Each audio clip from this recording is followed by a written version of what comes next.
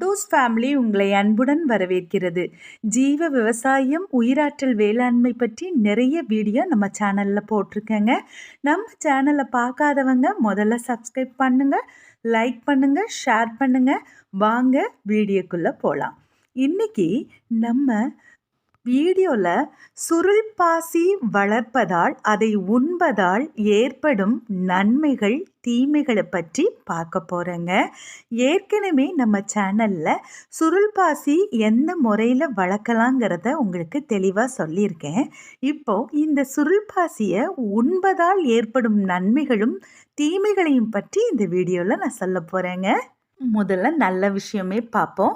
முதல்ல சுருள் பாசி உண்பதால் ஏற்படும் நன்மைகள் என்னெல்லாங்கிறத உங்ககிட்ட சொல்கிறேங்க. ஏற்கனவே சொல்லியிருக்கேன், இது ஒரு செல் புரத பாசி வகையை சேர்ந்ததுங்க. இந்த சுருள் பாசி நம்ம உடல்ல தாக்கும் நோய்கள் பிரச்சனைகள்ல இருந்து இந்த சுருள் பாசியை உண்பதால் விலகி இருக்கலாங்க. இதுல அதிகப்படியான பச்சையம் இருப்பதால் இது மாத்திரை வடிவில் வருதுங்க. பொடி வடிவில் இது இருக்குது. அதை தான் நம்ம உண்றோங்க.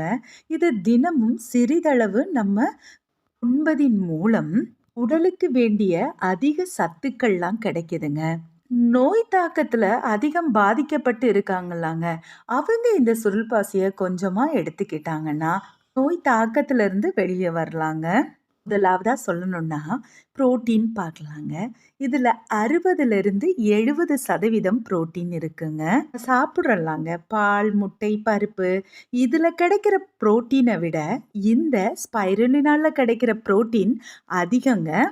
அதனால் புரோட்டீன் குறைபாடு இருக்கிறவங்க இந்த ஸ்பைருலினாவை எடுத்துக்கலாங்க. இதில் காமா லியோனிலேனிக் அமிலம், அதாவது GLA, இது உடலுக்கு அத்தியாவசியமான அமிலங்க. இதுல ஒமேகா 6 அமிலம் இந்த சுருள் பாசில உள்ளதுங்க. இது உடலுக்கு பாதுகாப்புக்கு ஏற்ற உணவு பொருள்னே இதை சொல்லலாங்க. அமினோ அமிலம் அடுத்ததா எடுத்துக்கிட்டிங்கன்னா இந்த ஸ்பைருலினால அமினோ அமிலங்கள் அதிகமாக உள்ளதுங்க.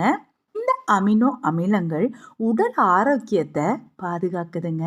விட்டமின் எடுத்துக்கிட்டிங்கன்னா பி, சி, டி, இ, அது மட்டும் இல்லாமல் B12 இதிலலாம் அதிகமாக இருக்குதுங்க. கனிம சத்துன்னு எடுத்துக்கிட்டிங்கன்னா இந்த ஸ்பைருலினான மைக்ரோ மேக்ரோ கனிம சத்து இதில் அதிகமாக இருக்குதுங்க. கால்சியம், பொட்டாசியம், மக்னீசியம், சோடியம், ஜிங்கு, குரோமியம் இதெல்லாம் அதிகமாக இருக்குதுங்க. இந்த ஸ்பைருலினால கனிமச்சத்து குறைபாடு உள்ளவங்க, விட்டமின் குறைபாடு உள்ளவங்க, அமினோ அமிலங்கள் குறைபாடு உள்ளவங்க இந்த ஸ்பைருலினாவை நம்ம சேர்த்துக்கலாங்க. இதில் பச்சையம் அதிகமாக இருக்கிறதுனால உடல் நச்சுல இருந்து சுத்தமாக வச்சுக்கிறதுங்க. அது மட்டும் இல்லாமல் நோய் எதிர்ப்பு மண்டலம் வலிமையாகுவதுடன் உடல் பாதுகாப்பும் ஆரோக்கியமும் இதை உண்பதால் கிடைக்குதுங்க. நீரிழிவு நோயில் உள்ளவங்க இரத்தத்தின் சர்க்கரை அளவு அதிகமாக இருந்ததுன்னா இந்த ஸ்பைருலினாவை சிறிதளவு உண்பதின் மூலம் 6 வாரத்தில் இரத்தத்தின் சர்க்கரையின் அளவு மிகவும் குறையுதுங்க.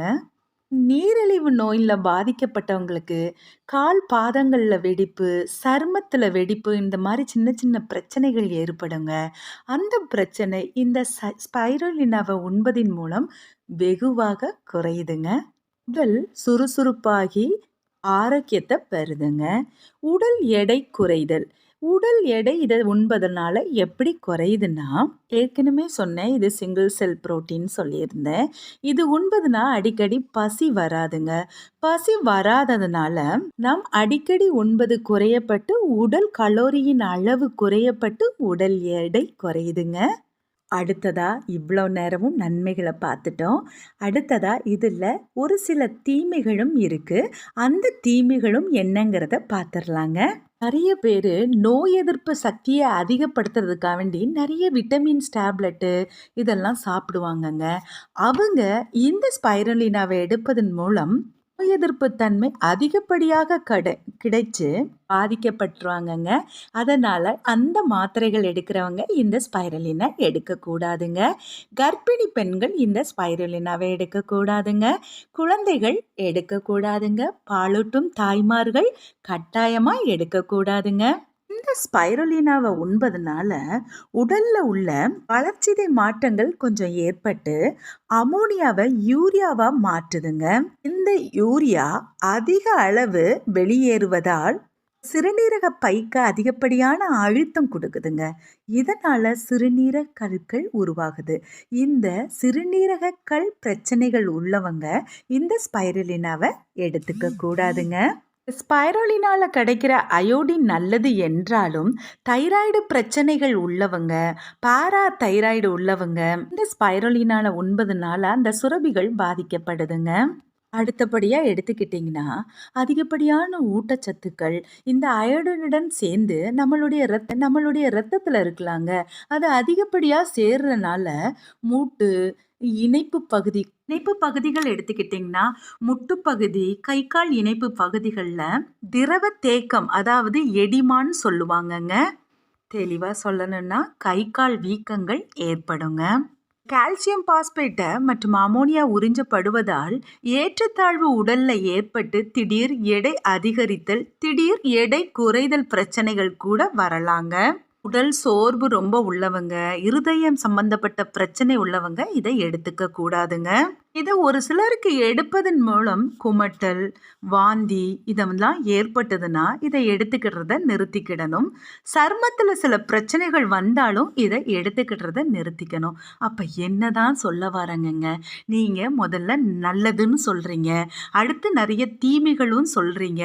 அப்போ நாங்கள் எடுத்துக்கணுமா எடுத்துக்க வேண்டாமான்னு உங்களுக்கு பல சந்தேகங்கள் வருங்க. இதை எடுத்துக்கிடணும்னா மருத்துவரின் ஆலோசனைப்படி இது உங்க உடலுக்கு ஒவ்வாமை தருமா தராதாங்கிறத பார்த்து உங்க உடலுக்கு எது சரியான அளவுங்கிறத பார்த்து நீங்க உட்கொள்ளலாங்க.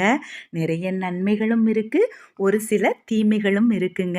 இந்த வீடியோ எதுக்கு போட்டேன்னா மருத்துவரின் ஆலோசனைப்படி கேட்காம இதை இன்னும் உண்ணிட்டு இருக்கிறவங்க உடனே மருத்துவரை அணுகி இதை உண்ணலாமான்னு கேட்டுட்டு உண்ணலாங்க. இது போன்ற நன்மை தரும் வீடியோவில் இனி உங்களை நான் சந்திக்கிறேங்க. இந்த வீடியோ பார்த்த அனைத்து அன்பு உள்ளங்களுக்கும் எனது மனமார்ந்த நன்றிங்க.